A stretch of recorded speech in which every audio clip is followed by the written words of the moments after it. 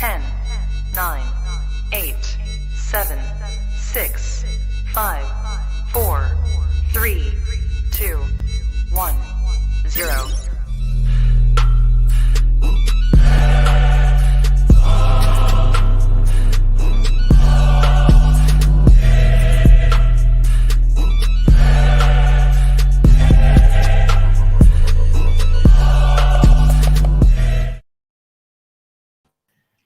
Hello, lovely people. Welcome back to another Prem panel show. As always, guys, when we get behind the mic, please make sure that you subscribe, comment, and like, and make sure, as always, you support the guys, George and Daps with me. We have got one more guest coming along. I'm sure you guys know who it is. He's just being marinated at the moment before he gets cooked live on air. Daps, you're smiling, beaming, actually. How are you feeling today? Bro, you know what, yeah? The term this year, hold tight, the big six lot on Grizzlies, football's a humbler, yeah? And that has been the story this season. Like, there's no team, maybe Arsenal's the only team, and now they're feeling it, yeah, that has been able to go more than like 2 weeks without being then humbled. Like, that's literally the minute any team starts getting ahead of themselves. So I've got to not get carried away. But if I go back to like, what, 9-10 days ago when we just lost to Tottenham, I wake up on the Monday morning with every single YouTube channel has messaged me, are you free to come on and talk about the news? I'm hanging, right? Because we went out after the game just to drown our sorrows. And I'm thinking, what news? That we lost to Tottenham? Well, that's not big news, right? Yeah. But I'm like, everyone's saying to talk about the news. So then I'm like, hold on a second. Navigate my way through my phone to to Twitter. And I see the news, right? And if I think to where I was then, I was thinking like I'd been saying, even after the Tottenham game, look, we're not in crisis. Liverpool are in crisis. But then instantly it's like, oh shit, we're in crisis, right? We're in crisis. But then now, like, credit to Pep, he's used it the right way to do what he was struggling to do, like get the players up for it. Like, yeah. And do you know what?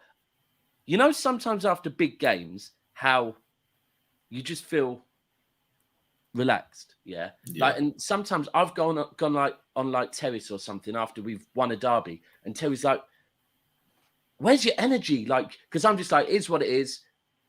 BAU next week, whatever. He's like, "Where's your energy? You just won a derby," and I'm like, "I'm tired. Like, I've been living this all week. Like, yeah." And it's worrying. Like, if you know what Arsenal fans are like. If they would have won that game, yes, I do. I'm still getting Arsenal fans, by the way, would have been relentless. DMing me now saying, "Watch when we come to the empty had," right? And I'm like, bro, I heard that 3 weeks ago. I'm laughing because I see someone in the background. Oh yes. I heard, wait till you bring us to the fortress, and I'm like, and now you're still in my DMs telling me, like, bro, I'm going to be waiting a long time to see you, man, get a result against us, to be honest. Like, oh, yes. Boy, as you say that, I mean, what do you guys want with your main dish? Because here it is. Lee, what is it you always say? Talk to me nicely. Talk to me nicely. Don't shoot the messenger. Listen, Lee, man, how you doing, bro? Bro, you sound in the dumps, bro. I'm just here so I don't get fired, man. I'm just here so I don't get fired. You say because you don't want to get fired. Listen, man. Lee, man, how you doing, man? Listen, you know, I've had better weeks, man. Better weeks. George, how are you feeling? Yeah, it's enjoyable to watch from afar. I'm an observer this week. I don't care how Spurs are doing. I'm enjoying the moment. So what you're supposed to be doing is what all other fan bases do, and that's talk about ownership and talk how your owners are going to change, because that's the hot topic at the moment. Well, everyone seems to be getting new ones right now, isn't it? Oh, that's constantly done. that was the appearance. No, he'll be back. No, there's a lot of players make 1 minute appearance in the Champions League and get a medal. To be fair, Daps, me and George were speaking about that before we went live about ownership situation. Liverpool and Tottenham out of the tops or the big six. I can't even say top six. The big six. We're in the mud, man. Ownership wise, we're in the mud. Trust me, Dabs. Trust me. Well, listen, I'll be honest with you. Without getting too deep in it, I think when you're owned by American owners, right, and you've got people from another part of the world trying to buy you, that It would gets probably techie. be good for your club, right? Oh, we know. It's sticky, and this is We know. and this is where you can just about get maybe where us as fans feel that, like, let me be clear. My stance on the whole thing at City, by the way, is if we're guilty, yeah, and we take the punishment. And I think this is going to be City's stance with a lot of stuff I'm hearing is no problem. But if we're guilty, most other Premier League clubs are guilty of shit. And if you lot think that we're going to be cool with only us being investigated, we won't be. Yeah. And understand we're going to open up that can of worms on the whole Premier League. Right. And that's the thing that is so corrupt. And this is where us as fans, you as fans, that we're caught up in this shit. Right. Yeah. That is just shit. So City are threatening to do a Takeshi 6ix9ine, basically. From stuff I'm hearing, yeah, like they'll hire the best thing as well, that it's not even detectives just in the football. world. Like I've even heard that Abu Dhabi are due to be investing a lot of money into England, right? Yeah. So you know there's going to be awkward conversations at a level that isn't even football, and this is fucked. Where us as fans that we get caught in all of this crap, yeah, that it's just is what it is, though, isn't it? That's the world. But anyway, Lee, you're back. Yeah, a couple people in the comments. No, I'm not in prison and I'm not in the toilet. I'm just I'm just at work. You guys know what it is. Prison vibes, I'm not gonna lie, bro, it does. I just found a clear corner in my work office. But look, we need to start with the main talking topic. Arsenal 1, Manchester City 3. A very entertaining game for the neutral. I know from being in these sort of games, especially with City, watching it as a fan of one of these clubs is horrible unless you get the result you want. Lee, I've got to start with you. I lost to City in the FA Cup. I lost to Everton, a draw with Brentford, and a loss to City. Are the wheels starting to fall off? Are you concerned? Listen, man, it's just one of those things, man. Do you know what? I really don't have too much to say. What I'm going to say, I think, for me personally, I just wanted to beat Man City because I just think that a lot of their fans over the last 2 weeks, weeks since this news came out about, honestly, I don't think taking any accountability. I don't think that there's, it's just what I see, and I don't. That's why I wanted to beat Man City. I just think that for Man City, I just think sometimes a lot of Man City fans are saying this, we're like Pep's using this against them, but I mean, it doesn't look great, and if it does come out to be the case, then it is what it is. That's just my opinion on it. But yeah, ultimately, Lee, can I just say, because James Redmond said something similar to this, like when you say about taking accountability, right? How can I take accountability? Trust me, no. What I mean by that is, though, is can I that, just say, because you are a content creator, yeah, and I know you've. I just think it's more like at least acknowledge it, like we might be in trouble, but like the whole galvanizing fan. Yeah, he did. While you were off, he did. No. I wasn't here. I didn't see, but yeah, it is what it is, man. No, 100%. And I'll be honest, yeah, I think if you to ask a lot of Manchester City fans, me personally, right now, yeah, knowing that this is going to hang over us for probably about 4 years, right? So that means anything we win in those 4 years is going to be downplayed. Every single ground we go to, we're going to hear cheats, yeah? Right? By the way, great one. When Villa fans were singing that, they were chanting Champions of Europe, you'll never sing that. City fans chanted back 115 charges, you'll never sing that. But the thing is that you have to, because that's when you know crazy, you're I'm not gonna lie. but when you know you're gonna get that, like every week in, week out for 4 years, me personally, I would rather it is dealt with in a month, right? Whether that be point deduction, relegation, whatever, so we can get over it and go again. Trust me, 4 years, probably that's what it's going to take of having to go through all of this and have everything downplayed. As a fan, yeah, that's shit, bro. Like, honestly, just imagine, Lee. Imagine if you won the league this season and then ultimately you can't really celebrate it because everyone's going to be going, well, you didn't really. Oh, Yeah. you mean like the COVID Premier League? Yeah, bro, that's bullshit, that COVID shit. We won the league before COVID even started, realistically. Innit? But we did get to celebrate it though, bro. Oh, yeah, true. Yeah. Everyone wrote off. We didn't get to celebrate it. Trust me, I know what you're talking about. But just back on the game, Daps, from your point of view, obviously, complete opposite to Lee. Do you now think this puts you in the position where you go, look, Arsenal, you've had your fun. Time's up. We're back now. Bro, look, my whole thing this whole season has been, because we haven't been good, right, has been that when it gets to that business end of the season, we turn up. Now, before the Tottenham game, when Arsenal dropped points and we went into that Tottenham game, I said on DR, right, this is where the City of old, yes, it's a hard game to play. Tottenham away, we're never good there. But the City of old go and get result by any means.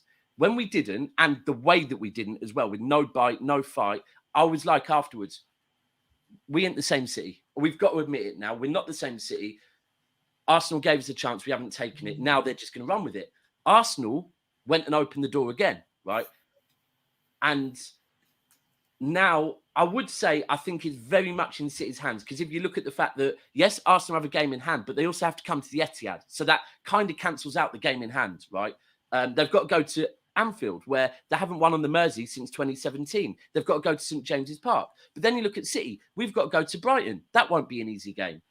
Liverpool have got to come to us. That's never an easy game. So I don't believe the league is over, but I would say now it is firmly back in City's hands, especially the fact that our form seems to be coming and Arsenal's is dropping. But this is football, and this is one thing I'd say to Lee and any Arsenal fan. The first Premier League we won, with 8 games to go, we played Arsenal on a Sunday. We lost it, which meant Man United went 8 points clear with 7 games to go. We'd never won a Premier League.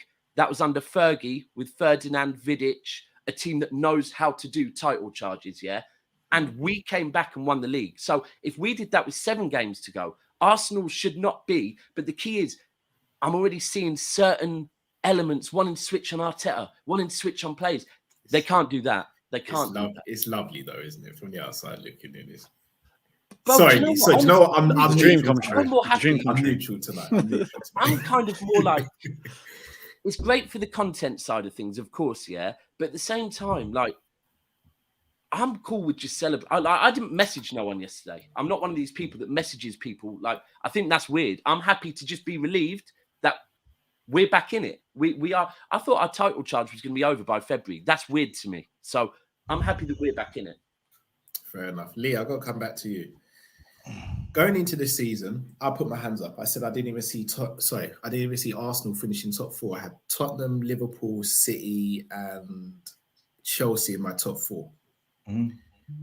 You guys, in my opinion, have already secured top 4. Like, if you miss out on top 4, it will be the biggest shambles and just collapse we've seen in Premier League history. So you've got top 4 secured.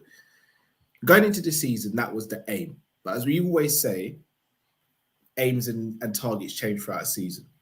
You've now entered into a 2-horse, potentially 3-horse race in the league. If you don't win the league from where you were, would you consider it a flop? Look, firstly, hopefully my connection's not moving too crazy, by the way. No, but, you're good. Yeah, I actually Cut the wires before on purpose, 100%. No, I didn't. But look, what I do want to say, if my connection does go a bit dodgy, but no, firstly, I need to also congratulate Man City. Look, they came to the Emirates.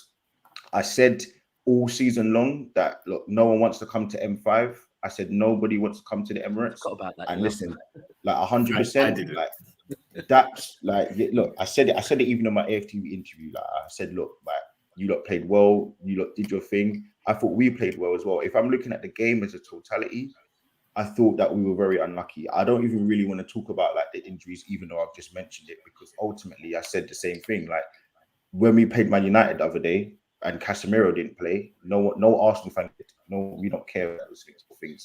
I can't use that, but look, no, you can use it as a reason, though, Lee. There's a difference between. I can use it as a reason, but I can use it for a reason, but I don't really want to do that because ultimately, look, it's a squad game. It's a game, and that's what we're here for. We're here to to play football matches. And Arteta brought in a substitute who's Jorginho, so he looked at us. So yeah, man, look. Look, I think the first half we were good. Like, I thought the first half we were quite good, and we went behind for obviously a mistake. And look, I was speaking about it yesterday. My annoyance with Arsenal fans is I don't want to see no Arsenal fan talk about, oh, we're a young team, because this was the same thing while we were bigging up Arsenal before, saying that we're a young team and we look so good, we look so vibrant. So I actually genuinely, it's a hard one, because I don't want to say it's a bottle job, because ultimately we're still in a race and we're still, it's in our hands. But yeah, I am annoyed because the last 4 games we haven't played well. And my thing is, it's not about the result. Cool, it happens, but we're not playing well. And if we're not playing well when now Man City are playing well, that's the issue. So yeah, look, like ultimately, I'm more worried about the performances. But going back to your question, yeah, like I'm not going to say it's a bottle. I'm more annoyed about it as well, because we could actually gone 11 points clear with a game in hand if we had beaten Everton, and obviously we beaten Brentford, because Man City lost to Tottenham. But you know, that's how football works. We could have gone 11 points clear, and we're equal on points, and we're behind on goal difference with a game in hand. So yeah, look, like I can't say that it's a bottle job, because as that's just Man City in there for when they won their first league title. Man United were ahead of them with 7 points clear, and then they caught them back. So that's a bigger bottle job, in my opinion. You know, that short amount of games left. But the thing is as well that, like, it's not great. We've got to go to Forest on Saturday, and this is the thing. I was saying before about football being a humbler, that this season, apart from Arsenal until now, we've been like every team in the league has kind of gone on a 2-3 game run, and then form's dropped off again, and that's been City all season, really. So it's great that we've got 2 games, and that's all it is. We've won 2 games, right? We've now got to go to Forest on Saturday. If we go to Forest on Saturday and don't win, then we're back to square one again. See, the thing is as well, right? Like I was trying to say to people yesterday that, look, and I did the one on ATV, and for me, I was trying to explain to people, Man City's hardest period is now. We actually have a relatively easier period. At the end of the season, we've got Liverpool away, and they're going to come full blood. Luis Diaz, Van Dijk, Fabinho is going to be playing back to normal. They're going to have Matic back to normal. You know, should be playing every single game. Arthur might actually get a bloody game. You know, Nunes is going to speak a little bit more English. All of these things are going to come into play. We've got to play Chelsea at home. Now, look, it could be either a positive or a negative. The more games Chelsea play, they could get worse or they could get better. We play Newcastle away, and we've also got to play. There's one more hard. Also, we've got to play Leicester away. Now, again, people might think, "Oh, that's a given," but it's not a given. So, but Lee, you haven't even. Like, here's the thing, though, Lee. You haven't even listed, and this is the thing that people need to remember. And City, sorry, and obviously the other game is City. Then there'll be other games in there. This is the thing, yeah. That often when you look at like total runs, yeah, you'll look at something like that and you'll try and pick out the games that you think you're going to drop points in, right? But then, like, we played West Ham second to last game last season, yeah, and we scraped a draw, right? We would have thought, oh yeah, looking at it, we wouldn't have picked out that game that might have been the one that we dropped points at. That we have to remember, and I always say this to our players and our club, we can pick out the games that mean a lot, but when you're like fighting relegation or even when you're fighting like 2 league positions to some teams could mean a hell of a lot of money. To some players could mean big bonuses. So like, and it could mean transfers in the summer. So when it gets to the business end of the season, it's every game. It's not even just the games that we think. It's every single game. Like, and that's where we have to like not think, oh, we do this, we know what we're doing now. Like, we can't take the eyes off the ball. Champions League next week, we can't have our players start focusing too much on the Champions League. Otherwise, we'll slip away again. And my biggest fear, being 100, is the hyenas that are behind you, bro. Like, I don't, you lot, yeah, Lee, Zinchenko and Jesus, we sold you them, bro. Don't finish third, bro. Do not finish third. Don't let Man United overtake you, bro. You can't do that. No, do you know what? Again, like I think there's a lot of like, you know, overplaying, and you know, we've lost 3 games in the league in a row, 4 games in total, and people are now saying like, are we crumbling? Look, the game we actually played half decent. We didn't, and even look, I don't really listen to Gary Neville too often, but he actually said the same thing. Like, it wasn't a loss where the performance was a worry. It was more, just didn't turn up. Certain things didn't happen in the game, the rubber green. We played Brentford. First half didn't play well, but second half we actually played quite well. And then obviously the incident happened with VAR. Man City, I'm sure we'll watch it and maybe agree and say, look, we actually played quite well. Second half we dropped off considerably, but we actually played quite well. So yeah, look, like overall, like I think these are isolated incidents and blips happen. Man City's had their blip, just they had it earlier on. We're having it at the wrong time. So yeah, like even though we aren't playing well, I think what I mean by that is we're not playing well to the standards we set from the first half of the season. And obviously, when you're missing your best two players out of your top, maybe your top three, obviously Saka I'd put in there. So maybe two of your best three players. You've got Saliba, who's absolutely amazing, but not to the standards that it was. You've got Gabriel, who I love bits. Being honest with you, like, and I'm a big fan of Arteta, but I just think yesterday, and he will learn, like he learned from the subs against Man United. That is where I think more than even with the players, the experience of a manager. And like when it was about the 70th minute, it was 1-1, maybe 65th or something. And I was thinking they're going to make a sub any minute. They need to bring Trossard on, right? They need to bring Trossard on. And the guy I was doing the watch along with was saying, we need to get him on. And I said, yeah, but you know what? Sometimes the longer you can hold on and keep it 1-1, and tire out Man City's defence, if you then unleash Trossard, Saka, Martinelli, that's what I would have done, by the way, on a tired City defence, that could cause us a lot of problems. But it's about small margins and getting that timing right. The minute you went 2-1 down, it was like, Arteta, timing was wrong, bro. And from that point, but if he would have brought him on a minute earlier, could have been a completely different game. But I think they're the things that... When you look at the three games, when you look at the game and you look at the 3 goals, it's just annoying because they're all self-inflicted. The first goal, Tomiyasu. No, we were pressing you. We were pressing you, bro. No. But what I mean by that is, yes, okay, fine, you were pressing us. But we gave you goals. You didn't have to do anything special. Is that what I mean? You didn't carve us open. That's what I mean. All of the goals, minus probably the last one. Yes, they were just poor. It was poor play by us rather than Man City. You guys doing some really incredible pieces of play, a 35-yard bender. And that's just my opinion. It's simple things. Pressing, bro. Press up hard. Yes. But you're not listening to what I'm saying to you. Yes, the pressing was great. It was fantastic, good. But the pressing, that mistake by Tomiyasu is a clear mistake. Like that never ever happens. Like you think about that, Tomiyasu would never ever do that again in his life. He doesn't do that. Look, man, like, it is what it is. Sorry, right. Let me. I'm seeing it in the comments as well. I'm gonna go around the circle. Yeah, gonna go around the circle before we come to Chelsea. So, Lewis, brace yourself, bro.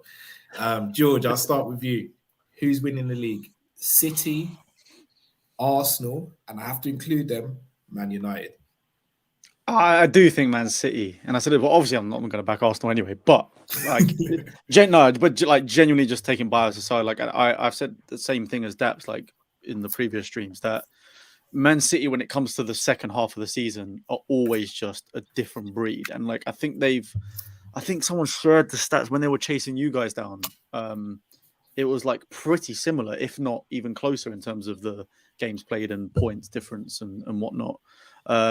So I do think that City they've clearly got the experience and the know-how in the second half of the season to really buckle down and now get the results to win the league, because I feel like they've got no choice. Whereas obviously when Arsenal are missing a key player like Thomas Partey, it's a bit like, well, the second options are the difference in standard is massive, and I feel like it's a bit detrimental for them. So again, it depends on like how available he becomes for the rest of the season as well, and all this, that, and the other. But I don't know, man. I just think Man City just got the know-how to really handle the second half of the season.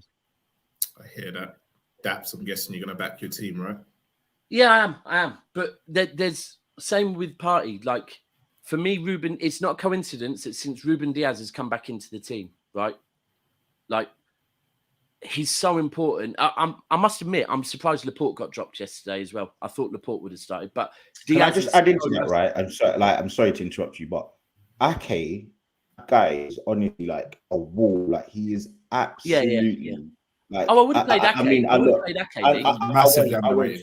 I weren't familiar with his game at all. But that guy, listen, I have to hold my hands up. Like He got in front of every ball. He blocked every single shot. Like even his tackling, like you can see, like genuinely, the guy that was at Bournemouth to now. Oh, sorry, no, actually, let me even go back. The guy that was originally at Chelsea all those years ago to then going to Bournemouth, there was a little time where like I think he was a very overhyped. Nah, right now, that guy is different gravy, and I'm telling you, yesterday, No, I agree as well. that I guy rate him. is absolutely like for me, I didn't rate him like that. I didn't see what everyone was talking about. He was absolutely instrumental to that win because there were times where we had a chance to shoot from like Saka. You know, in the first half, he blocked his shot. Sorry, Daps, to interrupt you, by the way. No. Literally, when you spoke about Diaz, I was like, you know what? Diaz can get a lot of praise, and rightly so, because he's like your leader. But Ake was honestly, that was a 10 out of 10 performance. Well, I'll be honest. If you think back in the summer, we nearly sold him to Chelsea, right? He has been, in my opinion, potentially our best player this season, right? And he's switched between playing left back and centre back. Had a very good World Cup as well, to be fair, as well.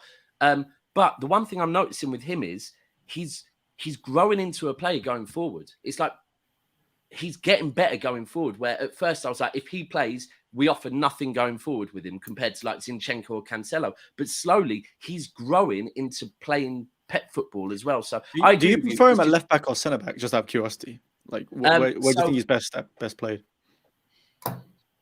I think he's probably going to be best as like he was yesterday, part of a back three, like he does for Holland. Part of a back three is the left centre back. I think he. But that's not the best. But that's not the best. That's not the best formation for City. Like we look better when we went to a flat back four. But him personally, I think he was in his perfect role yesterday. I think what I liked about him as well is, and again, just my observation on his hair.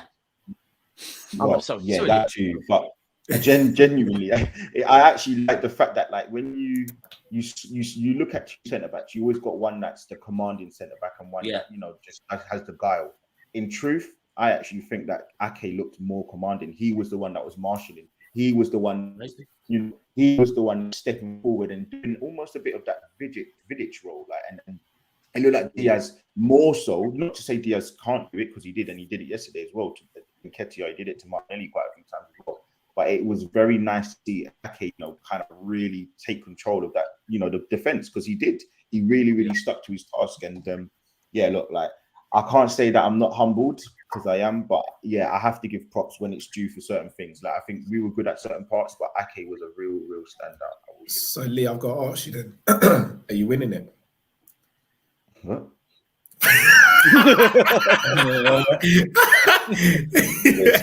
He's looking at the Europa League right now and thinking, "Oh, fucking hell, that's going to be long as well." You know what? Let me tell you I tell you a mad story. It was only this morning I actually remembered what's in the Europa League. Like, because we haven't, it's an afterthought. Like, and not, it's mad. I totally forgot we were in the Europa League until this morning. So, but listen, man, are we going to win it? I don't know, bro. Like, how long's a piece of string, bro? I don't know. All of a sudden, it's ours to win, and now it's listen, man. Like, it's hard. It's hard to say because ultimately, I just think we've got such a hard run. I don't know when Jesus can come back, and man. Like, we've already bottled this kind of the last 3 games not playing well. So I can't say it with my chest no more, man. My chest is it's looking a bit like I don't know. There's more twists, bro. There's more twists coming. Used to go back to the gym, get some. Yeah. Just start with the press ups first before you get on the bench. Lyrics, what are you saying, bro? Yeah, I've been saying it's Man City, so I'm not even too surprised at this. I said this was the game where I was going to decide whether I think Arsenal were title favourites or not, and City end up winning. Daps also, by the way, congratulations, my friend, for the greater good and all of that. Love to see it.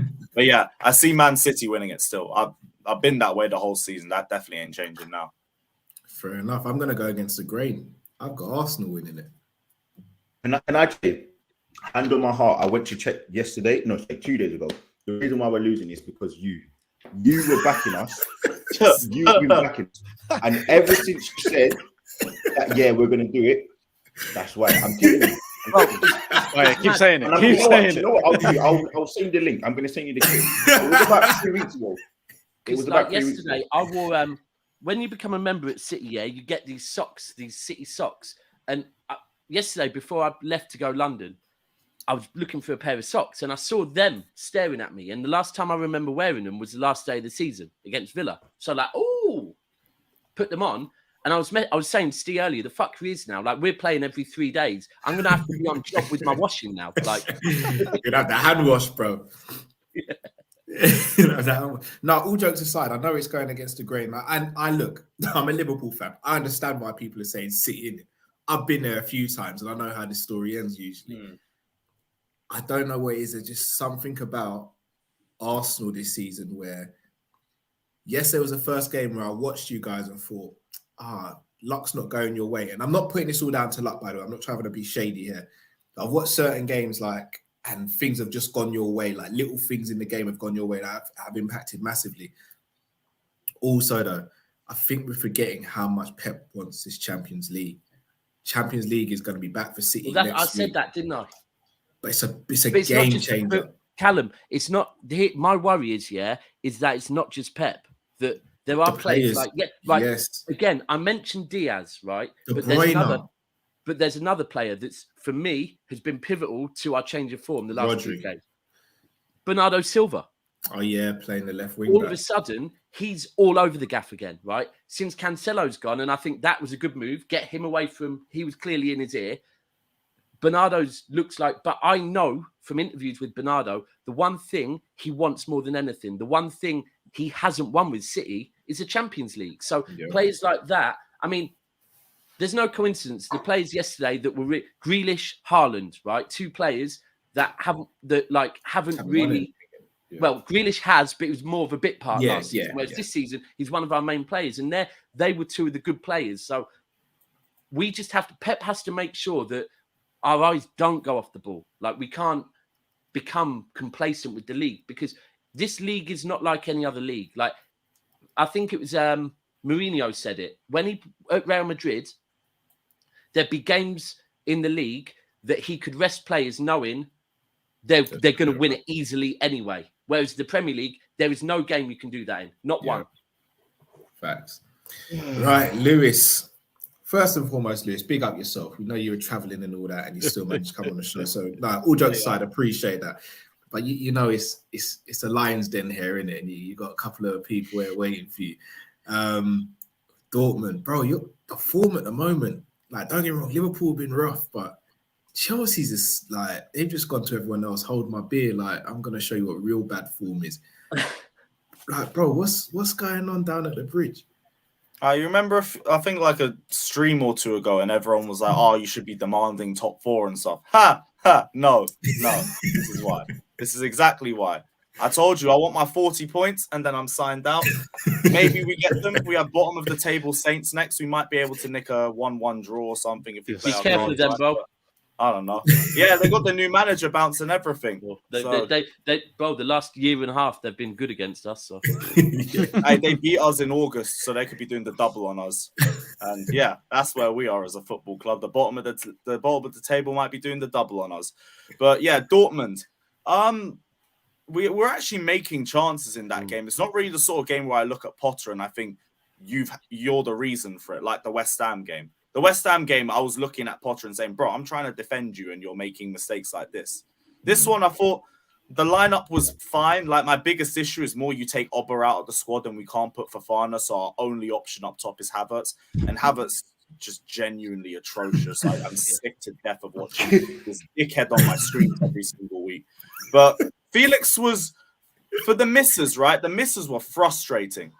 But Felix is so good on the ball compared to everyone else that we have up front. Yeah. I'm not even onto him that tough. It's like, you know what? Our finishing's just dead in general. Welcome to Chelsea Football Club. But as a player, still our best attacker. My biggest issue was defensive transition. Every time Dortmund got the ball, they were just running right through our midfield, and it was taking Koulibaly or Silva just making blocks to keep the scoreline decent. And then they scored from one because we decided to leave Enzo as the only person to defend from a corner, and then he was left 1v1 with the fastest player in the Bundesliga.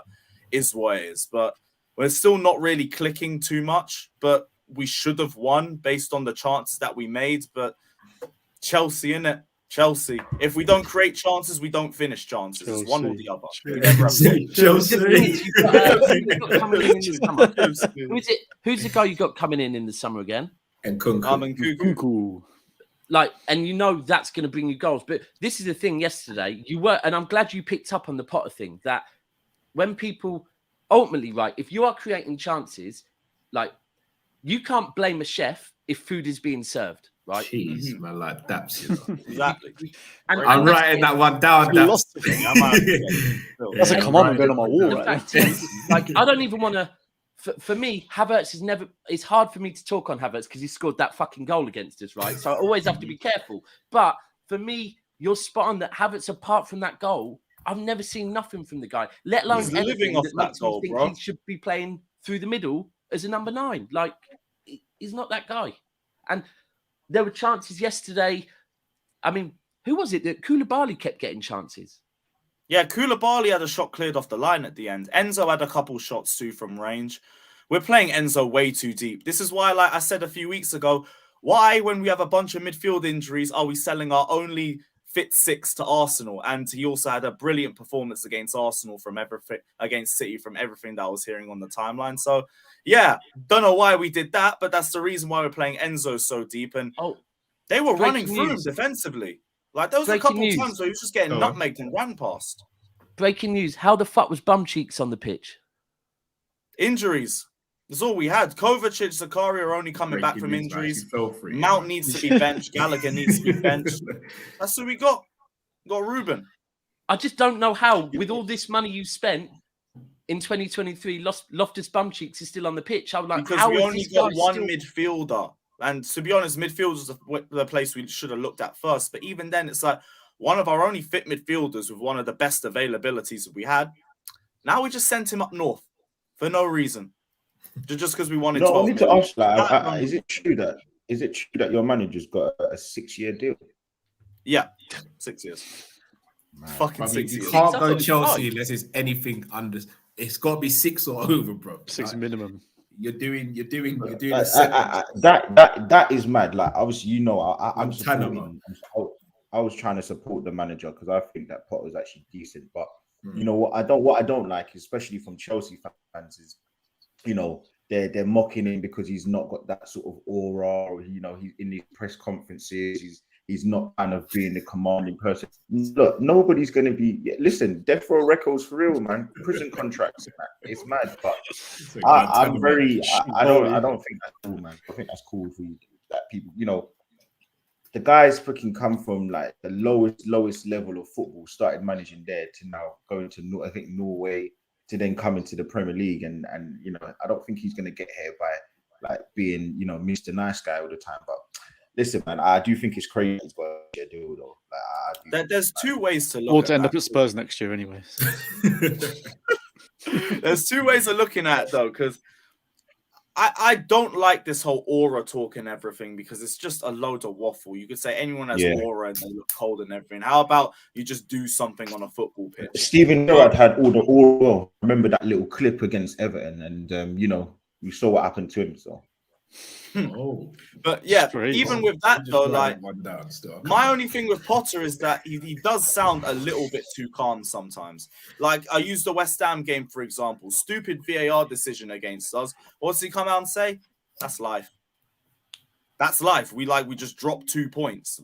We're on 31 points, and we're saying that's life in a London derby.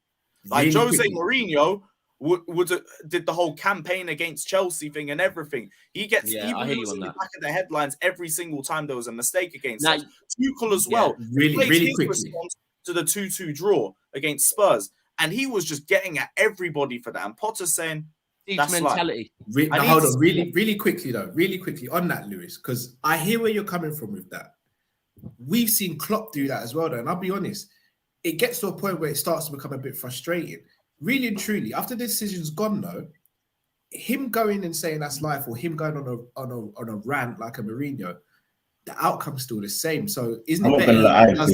Not even does that, and then maybe deals with it in the background potentially. I don't want him to even rage, but just like a little bit of emotion. He just sounds like he's just what? there, and he knows he Raining doesn't a really. I think managers are I need damned in a that. little I bit hear of what you're saying, emotion. though. I get Do you know what you're what I saying think with it Klopp, is? but regardless of how annoying it is, like the thing with Klopp is you're still talking about him over the result at the end of the day. It's still working. You're still I taking don't the want that focus though away from the anymore. players. Like, I don't want it anymore though, man. Do you know what it is though, Cal?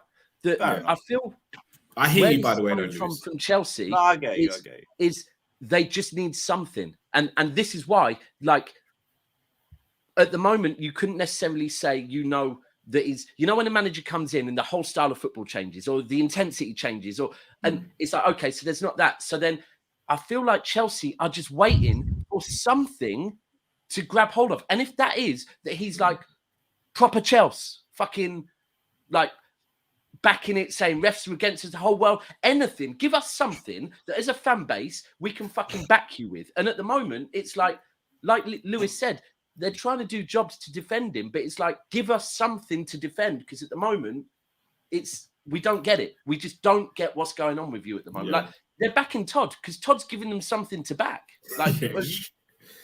So this is what I don't get. Lewis, I feel like the go on. owners are mismanagement with the manager. Like the whole sense of like, all right, for once, well, you could argue for once Chelsea have actually signed a project manager that's should be sticking around for a while. But at the end of the day, all the signings look to me just like big money moves. I'm here to make a statement as an owner. And Potter's got no say. And I think he said it in a press conference as well, something like, yeah, he gives it like all managers do. They give their suggestions, but it's up to the club who they sign and sell, sort of thing.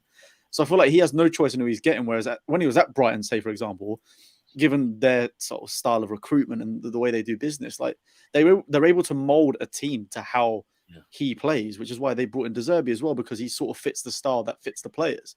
Whereas you're not having that with Potter and all these mega stars that they're getting and like 17 wingers. Do you know what I mean? Like, I feel like it's just a complete mismatch. So Lewis, I got to ask you then, bro. I've got to cut straight to the chase. How long would you give Potter? I'm being patient with him until the end of the season, regardless of how critical I may be of him, because he's going to be here. Like, unless we in the summer, end of this season, like and then like see how we're like at the start of next season, and then that's like when we're going to be serious again. But for this season, it's like I know he's not going to get sacked, so I want to see what he does from now till the end of the season, and I'll judge it on a game by game basis. Like, I was onto him after the West Ham game because he made a lot of stupid mistakes in that game, and the in-game management just killed us. We were just another 30-minute performance, and then we just fell flat for the rest of the game. Potter was better yesterday. It was more the players than him, but it could be completely different the next match. We literally have Southampton bottom of the league. This one's simple. Just win. And don't even, it's not a 30-minute performance or anything. This is the bottom of the table. If we can't have a convincing performance against Southampton, we need to have some serious questions. Then we got Tottenham away next, and that's usually one of our favourite grounds to go to. We haven't conceded there. If we don't get a result there, even on top, even on top, though, even if we don't get a result, then it's going to get even more toxic because it's Tottenham away. It's the biggest fixture of the season for Chelsea fans. If we end up throwing that away, first ever loss at Spurs' new ground, going to get even worse. So judge it on a week-by-week basis. For the fucking goal. It could actually happen. That's the maddest thing. I can't predict anything with this lot. Fine. By the way, them glasses at Tottenham's grounds, that's magic, bro. What the pop-up? Bro, they put glass on the side and it fills up. It's mad. Did we get a trophy for that? Wait, we did. We got the best ground. There we go. Come on. We got a great TV screen as well. Right. Well, that's a nice little segue. George, obviously, you had a few results with other teams which are kind of masked what happened to Tottenham at the weekend from then till now. Not a great result. Obviously, you can wake up now. Yeah, exactly. I was waiting for the. No, Lee's a state, bro. Obviously, that result was terrible, but things behind the scenes don't seem to be great as well. Obviously, you told me before the stream started that Conte still in Italy recovering from his surgery. It's very stop-start from Tottenham at the moment, but Conte. I've got to speak about Conte. Like, what is what is the situation with Conte? Because do you think, one, he's getting the best out of the team, and two, do you think he's kind of fighting a losing battle because you don't have owners who are willing to go that extra step? It's definitely both. Obviously, like to a degree. I think the problem is like there's no way that Conte can't hold any blame, if that makes sense. Yeah, he needs to be held accountable with some things because there were so many situations where I don't know, he's either making the wrong choices of who we're playing or he's only making subs when things are going downhill. So, like for the Leicester game, for example, we knew for a while during the match that we needed something to change because, again, like the likes of Son wasn't performing well, this, that, and the other. We've got Richarlison, Danjuma, whatever, to make these changes. And yet he was only willing to bring both of those on once it pretty much went to 4-1, while the one that was disallowed. And then when it did get disallowed, he then put Danjuma back on the bench. I mean, he still brought Richarlison, but it's like these are all like really late reactionary changes, which I found quite weird because when he was sort of first in charge of Spurs, the one thing I was praising him on is that he was being ruthless. And actually, I think he made a couple of substitutions. Like he took Dyer off in the first half, like way back when, and this, like all those sort of things. So he's definitely to blame in some aspects. But then also, like, it's just probably the worst defense he has ever been given for any team. And when we have the likes of Romero out, then you're playing Tanganga, so you've got Tanganga, Dyer, Davis. Like Dyer and Davis weren't good enough for Pochettino's bench 4 years ago, and now they're regular starters for Spurs. So it's definitely both, man. But then, like you said, there's so much stuff going on behind the scenes, like with not to use it as an excuse, but like it just I'm more mean from like a Spurs fan's perspective. We just don't know where we sit because obviously he's lost a few people. He's now had his own surgery. He's probably come back too soon. He's now staying in Italy, and Spurs haven't even given us a time frame of when he's coming back with his contract up in the summer. So it's sort of like, well, are we ever going to get him back? What are we going to do? Or do we just? Do you want him back though?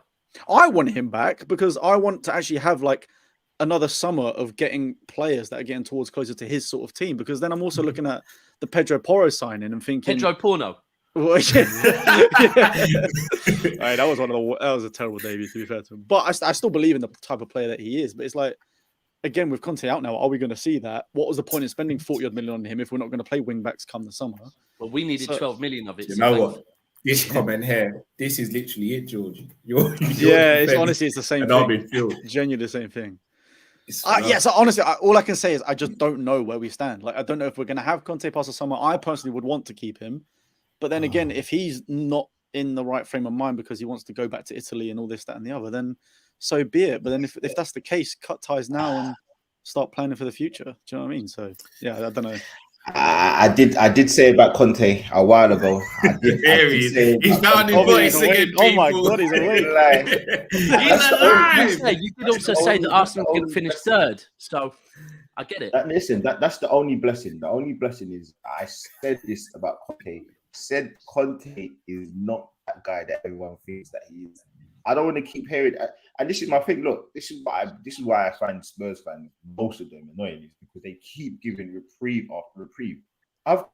Look, I'm not giving no Arsenal players no excuses about age and all these other things. I literally just want to keep it 100. It doesn't look great right now, but with Conte, it's always one thing. Why is it that Conte can't do less, so more with less? Why does he have to have everything? No, but he did. We've been through this before, but he did. Like last season, Dyer and Davis were unbelievable. So he did coach them to being better players. But then their standard have come to fruition of where they actually are, and it's like, well, we genuinely just need to get better players in that specific position. Okay, so I can just say back to you straight away, as a manager, as this world-class manager that earns £15 million a year, why can't you try and mask some of these, these inconsistencies? Why can't you do something to make a difference? Why is it that he's always getting it's just mad? And then when I look at he's not there because there's plenty of Spurs fans. Cancelo gone, Bernardo Silva playing at left back, right? And my other thing, even to add on to that, Daps, right? I'm looking at City, and I'm looking at Arsenal, I'm looking at Tottenham. Why is it with Conte and Arteta can maybe get a little bit of a reprieve because he's a rookie manager, right? He's only been the manager for 3 years, even though I don't agree, but people could say that like he's still a novice. Conte's been managing for year upon year. He's won leagues in two different countries.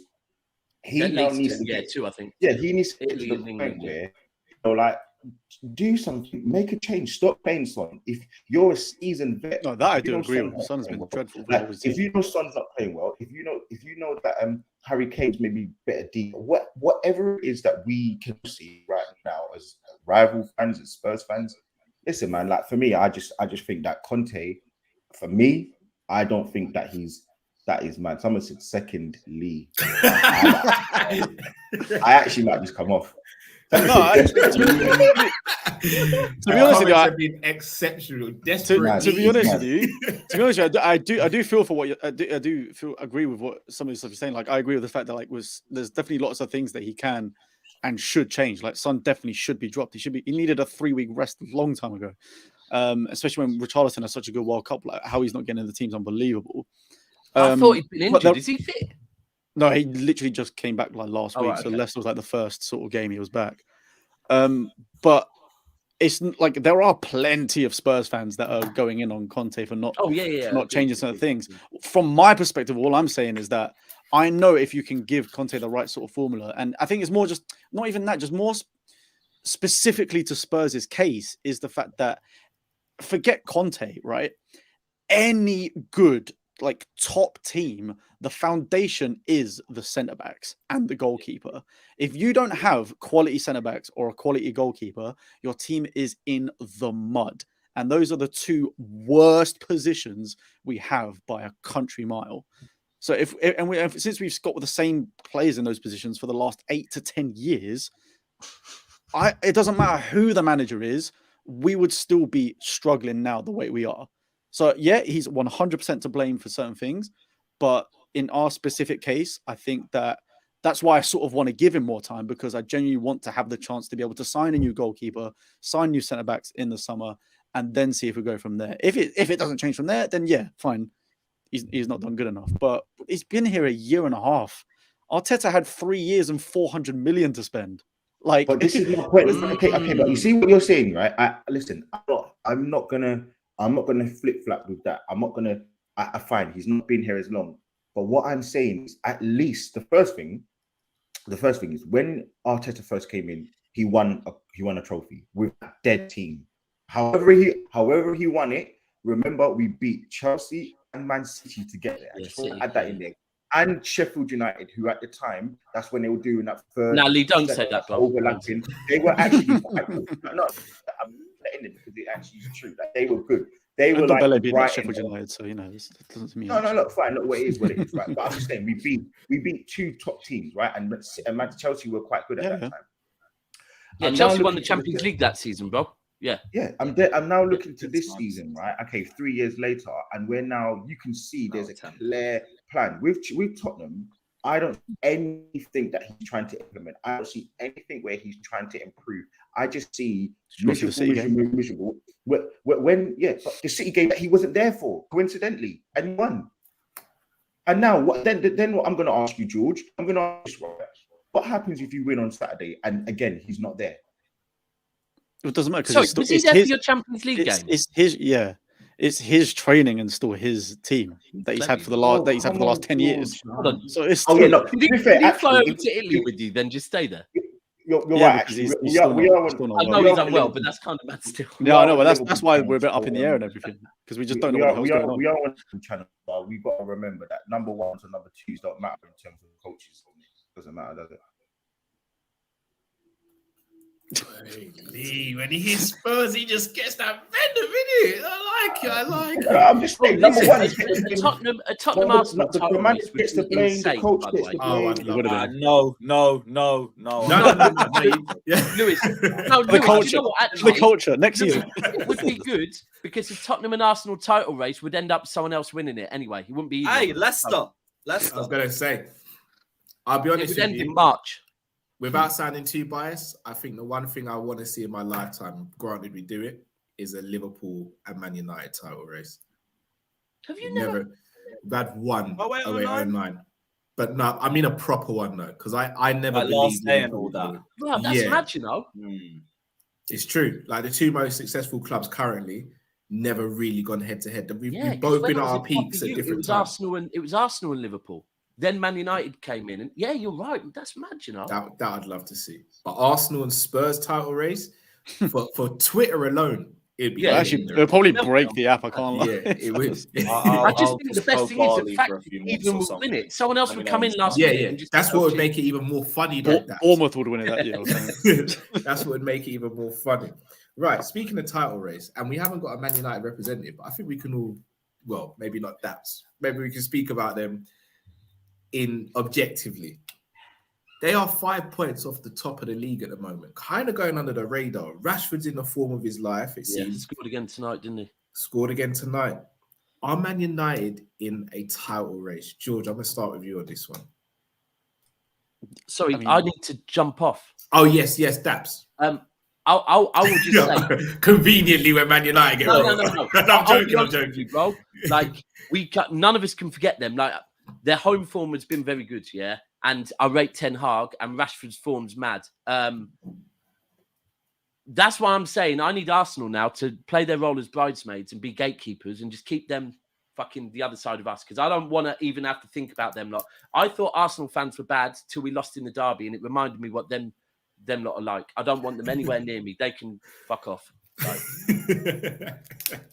go and win the Europa League and concentrate on that or something. But yeah. But they're going to be good, bro. We have to understand under Ten Hag, especially if they get back in, it is worrying, isn't it? It is. Yeah. Fair enough. Anyway, Daps, always a pleasure, my bro. Lee, chin up, mate. And salute for coming and not doing date night as well, by the way. Oh no, date night is happening. It's just later. She won't be in the mood because you won't be in the mood. So it's what it is. True, I get it. We are going out. We are going out, bro. It's a good job. I booked this one earlier then, yeah. I mean, if I didn't come, I would have heard. Honestly, I need to show you. Like, I've had 25 messages from like all these weirdo Liverpool fans. Anyway, Come at one of us, Lee. You come at all of us, bro. There's a reason why I don't go too hard on my own set of fans. I know what happens next, bro. Yeah. I said one thing about Klopp, and I'm still getting it in the neck, bro. So as a rival, it's not. You know what? I was looking. I'm like, you know what? This I can get used. I ain't really gone online too often and have a loss, so I have to get used to it. I feel like a Spurs fan now, isn't it? Yeah, you get used to it. Lewis, Man United, can they sneak in the back door while Man City and Arsenal fighting for this league? Can they pip them to it? I don't know if they'll be able to do that, but I think as of right now, they are in a title race and they're just trying to play it down because they probably don't think they can last the distance either. But they're 5 points behind Arsenal as it stands, I think. If Arsenal have any more slip-ups, they get even closer. It's still mid-February. There's enough time for points to get spilled on either side of the coin. Yeah, they're in a title race right now. I don't know if they have enough squad depth to be able to manage that and the Europa League, though. But Ten Hag's already done way better with United than I already thought. I didn't even think they'd make top 4 this season, personally. Now they look like they're guaranteed it. So, yeah, I'm not going to say they're out of it. They've surprised me enough this season. Lee, your thoughts on Man United? I don't think any of us expect them to be here. When they signed Casemiro, I was one of the few that actually rated the signing. A lot of people thought he was going for a payday, see out the rest of his career, get a nice little contract. Have you been surprised by Man United? Do you think they've got a chance, Lee? It's weird. I don't actually believe Man United have the capabilities for it, but I think they've got a decent defense and titles are one on defense. If that's the case, then I guess I have to kind of I have to mention them, but I just don't. You know what? Maybe it's because they've just been so far away for so long, or maybe it's because it just seems like you can't really rely on them often to kind of consistently win game in and game out. And obviously Ten Hag is quite new, so you have to get used to constantly building up and learning how to play the way that Ten Hag plays. That's the reason why I'm not really like putting them in any sort of position to win.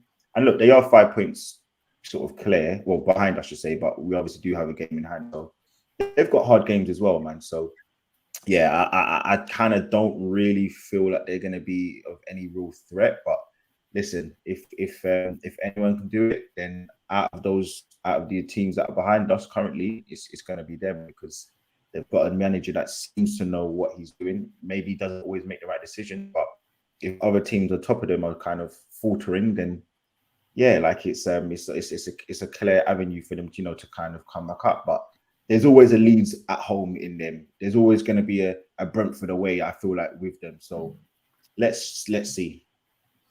It's weird you say that. I'll be honest.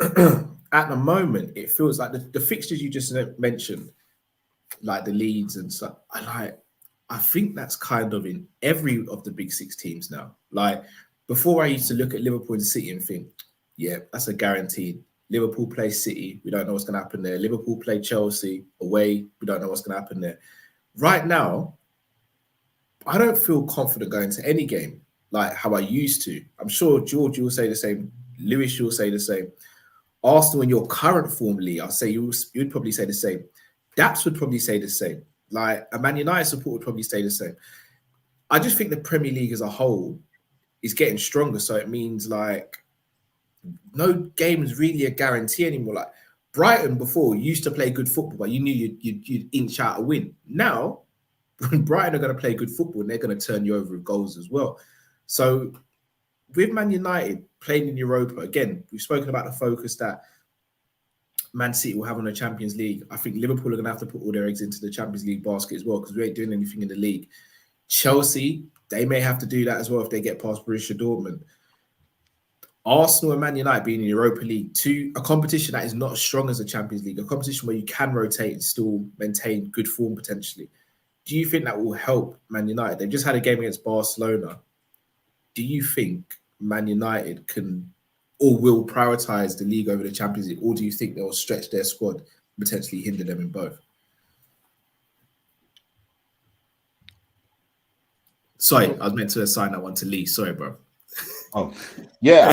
It's a mad one, because again, I look at it and I'm thinking, how I just don't know if they've got enough. I don't know if they've got enough. Like, I know what, you're right. Every team's in this, I guess, in the same position, but in different competition, right? Obviously, Man City are in competition, but they've got more quality. But I don't. It's hard, man. I'm just rattled, bro. I'm rattled. Listen, I was trying to just get over this yesterday's result, but yeah, Man United are going to be in a position where if they can get maybe 5 or 6 games behind Arsenal, I would say, right, or even Man City, whoever's going to be top of the league, I'd say, look, they've got every chance. They've got every chance of doing something special. I think the Europa League, did they draw today? Yeah. Oh, yeah. Yeah, they drew. So listen, they're going back to Old Trafford, and Man United in the lights, Europa League, like, it's a big game. So they've definitely got the capabilities to put some real pressure on the likes of Barcelona at home. So it's going to be interesting to see. Sometimes I kind of want teams to go through in competition, so it just gives them that extra game that they have to play, which is also a funny one. I want Liverpool to beat Real Madrid, because ultimately there's more games. So when it comes to you playing us near the end of the season, hopefully you've got to rotate. You've got to rotate a couple of players. So I mean, Spurs, we don't need to worry about them. So yeah, I'm gonna be real, Lee.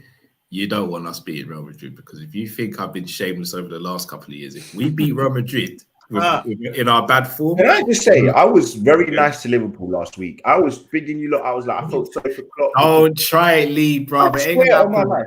I swear. I was like, when the news came out about the whole situation with the cheating, I felt sorry for Klopp, because I was like, all these Liverpool fans are saying Klopp out. His whole legacy would change if that's the case. I felt sorry for Liverpool. I did. I felt sorry for Klopp. Not to us. I was so nice. Liverpool fans. To Liverpool fans, I was nice. I was like, I feel sorry. I'm saying Klopp again. Do you know what? I won't speak for all Liverpool fans. I can't do that. I'll speak for myself. Klopp's legacy will not change with me if we get awarded those Premier League trophies. We won't get awarded those, but if he got awarded those, his legacy wouldn't change with me, because in my reckoning, he's gone above and beyond, especially in those seasons. This season, he's doing up a madness. Like Like, he's my dad and all, but you know, he's staying out of the house longer than he should be. He's coming in late, lipstick on his shirt. I know what he's doing in it. Like, he's doing a madness. But up until now, Klopp's been the equalizer. Like, we know what we're up against when it comes to finances with other teams and all that. Klopp's been the equalizer. This season, he's been doing a madness. But for me, his legacy is set in stone. Like, set in stone, man. Like, we had this debate, I think it was a couple of weeks ago, Lee. Like, yeah. I want that cement in the mold from now. Like, but with the glasses, I want the Klopp with the glasses, though, not without the glasses. He's got the statue's got to have the glasses. But like, he's cemented, man. No pun intended. Lewis, where did Chelsea have to finish this season for it to be seen as a little bit of a successful season?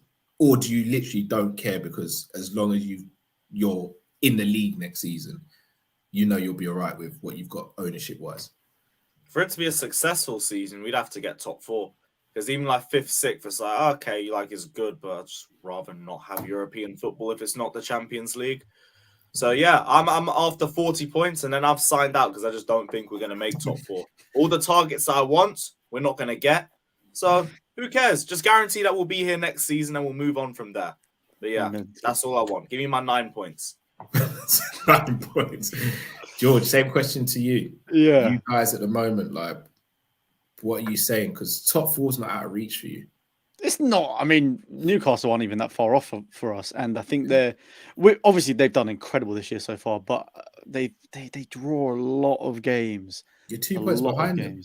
2 points behind them. I think they might have They've got a game in hand. Yeah, they've got a game in hand though. So We're let's say they win that well. 5. It's not the worst in the world, but again, we've got so much stuff up in the air. I've got no idea what's going on. Chelsea's probably an automatic 3-point loss because we just never seem to beat them at home. But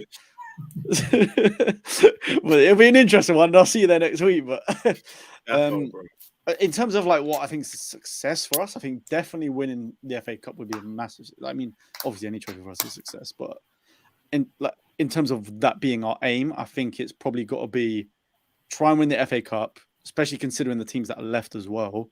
This is probably one of the best chances we've had, I'd say, to potentially win it.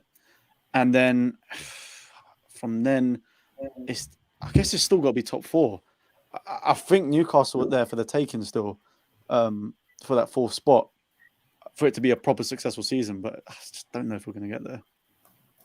Fair dues. Right, before we go, boys. Can I just ask though, George, like, how is it a successful season if you bought a Conte who's meant to win trophies? That's his objective. How is that top 4? How is that just success? No, I said with the FA Cup. Okay, so I'm not saying that. I'm not saying that as one or the other. I'm saying like I think FA Cup should 100% be our aim for this year, and then alongside that, we would probably need top 4 because Champions League, Champions League. If you go out in the next round, should you be sacked there and then? No. I just said it's not going to be a successful season, but I still want to give him the more time to get the summer window and whatnot. But he earns £15 million a year. Yeah, and I'm not paying it. It's not my money. I don't care what his contract is. Okay. Mourinho was earning the same or less or whatever, and we didn't even give him. No. He wasn't because we sacked him 6 days before. That's record breaking, by the way. I just wanted to add that in. Record breaking. No manager earns £15 million a year. Just want to say that. I mean, Mourinho was close. I think we gave him like 12, which isn't that far off. Is Conte the highest paid in the league? Yes, no. Last season, I think it was 20 million, and then it went down to 15 this year. Apparently, honestly, I don't know. I genuinely don't know. I have no idea. Yeah. Right, we're all playing at the weekend, so I'm going to ask you guys for your results or your fixture predictions. Lee, for the first game of the weekend, Aston Villa away, afternoon game. Hold on, he's the Villa manager at the moment. Oh. Ooh, nice. Good evening. What are you saying, Lee? How are you feeling for the game? Listen, man, I'm just here so I don't get fired, man. You're not confident? I think it's going to be a good evening. I'll just say that much. Okay, so you reckon you'll win then, yeah? Listen, it's going to be a good evening for somebody, so yeah. Fair enough. Fair enough. I'm looking forward to that game. I think that game's going to be fireworks. Chelsea versus Southampton, if I can say their name properly. Lewis, what are you saying? 1-1, a disappointing afternoon for the Blues. The Chelsea admin. I can already anticipate it. What minute is James Ward-Prowse scoring his free kick this weekend? Let's just go 23. Let's go for an early one. Right. 23. Someone in the chat said good evening. Then Havertz will score a penalty to equalise, and they'll all call him generational for the next week. Good evening. No, Havertz is guaranteed to score against us next week. That's this is what I mean. Havertz will score. Oh yeah, big game Kai. Yeah, I see. I have not done a preview yet, and neither has Matt for the Newcastle game. So we're not going to give our results or our predictions. Newcastle versus Liverpool, though. Quickly go around the circle. George, Newcastle v Liverpool. What are you saying? 0-0. Okay. I don't know. I just feel like Newcastle just draw written all over in every game they play at the moment. So I'll say 0-0. It's going to be a tough watch long if it's 0-0 still. Lee, what are you saying? Newcastle v Liverpool. You know what? I think for the bare fact that I don't want your cousin to ask when's the match reaction, I'm gonna say I want Liverpool. I want Liverpool. I thought that was bad of your cousin. It was bad. It was bad of him. It was bad of him. Well, I think you've got a couple of players back now. You've got Van Dijk who's back now. I know Jota's kind of coming back. I saw Diaz. He looks like he's coming back. So I think even though those players won't play, I think maybe some of them won't play. I think it just revitalizes the club. Look, there's no excuses, man. You know you can get top four. There is a possibility, and that's the team you have to beat. You know, you must beat. So I think Liverpool they're gonna do something, but I don't think Salah's gonna be the guy to do it. Let's say that. I actually need you to win, man. If top was any hope for us. Lewis, what you say? I've got 2. I'm gonna say 2-1 as well. 2-1 Liverpool. Oh, pick you up, Lee. What you say, Lewis? I can't lie. I'm thinking Newcastle win. Is that at home for Newcastle? It is, yeah. Yeah, I'm thinking 2-0 Newcastle still. I know, man, nothing personal, but bro, that Liverpool team, man, ain't good. Yeah, I need Trippier to get payback for the Champions League final. It would be us that he does it to as well. Not in the first versus City. We all expect a City win, right? And this, like a Man City win. Yeah. Do you say a draw? Do you say No, 4-0 City. Yeah, I don't know if it'll be that high, but yeah, I think City will do their thing. Man United versus Leicester City. I think they'll still be I think only Spurs can make Leicester look good right now. So Liverpool might say hold my beer with that one. Well, no, I think Man U, honestly, Man U at home is also obviously they've been great all season at home. So obviously recently at home. So yeah, man, I think they've got that. They've got them unlocked. Probably like a. Well, Rashford scored again today, didn't he? So I'd say a 3-1 Man U win. Sorry, 3-1.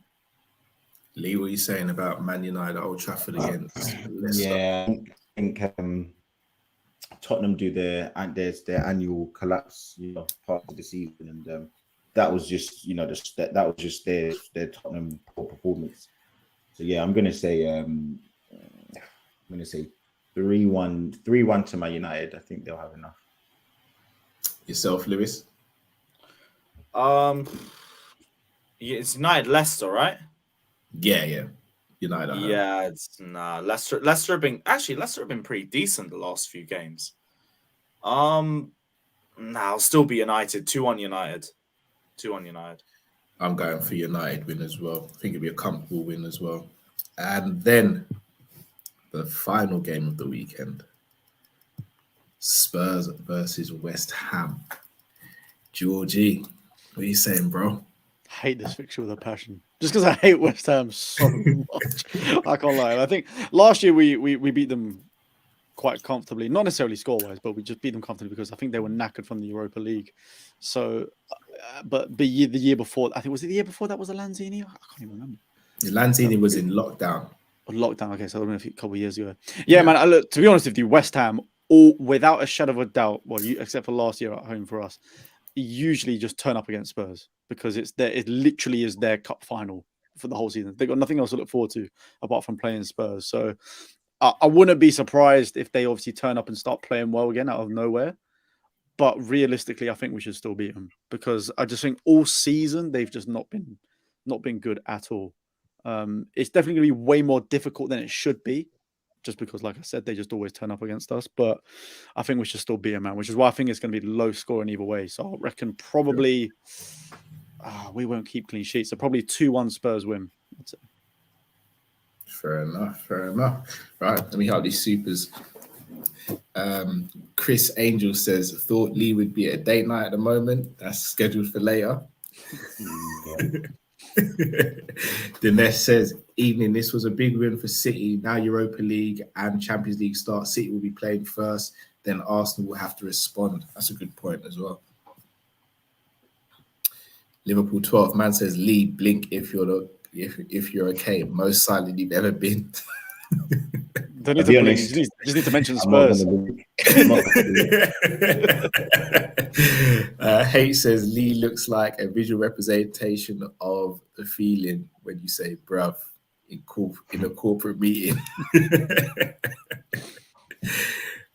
Chris says, you locked up, Cal. Feds finally caught up with Cal for smuggling apple juice containers across different nation borders. Nah, my work office. Does honestly, boys, does it look like I'm actually in pen? Like, It looks like you're in the toilet, man. I can't lie. It's a bit... So now you're in science class. I can't tell. No, I'm not in pen. I'm not inside. I am all good. I would not be this calm if I was in prison. Believe you me. But no, people, as always, an absolute pleasure you guys doing this. Guys, make sure you click the link in the description and go and subscribe to all of these great channels, please, guys. Also, Never a Foul as well from Daps and Kaz, who couldn't make the show. Do appreciate the support. Please make sure you show them the support that they show us by helping us with this show. Without them, we don't have this show. People, we are going to be back tomorrow twice. We'll have a Newcastle preview early in the day, and we'll also have our call-in show, and then Saturday we'll have the watch long and live reaction as well. Boys, as always, it's a pleasure. Much appreciated.